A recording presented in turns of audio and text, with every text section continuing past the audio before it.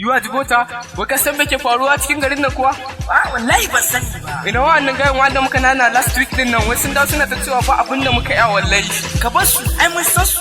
Za mu gwada masu yadda ake yi. Yawa, kwanan kashe bit din kawai. Wani bit din ni zan kashe shi, na ci farkon na cinye ƙarshen shi, shaf don na saba kashe shi.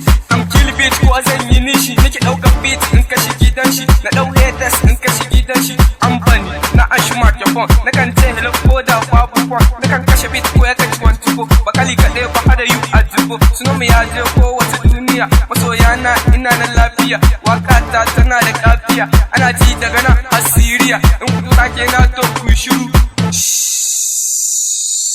Heroes, Moon, superstar, Moon, anywhere, Moon, king of kill beat, Moon, Heroes, Moon, superstar, Moon, superstar, Moon, anywhere, Moon, king of kill beat, Moon, Heroes, Moon, superstar. To, wani kiɗin ƙarfi yake zuwa, yadda nake ta shi kamar ruwa, ina na ka ku samu damuwa, of course ai na samu ƙaruwa, haters na sa imuwa.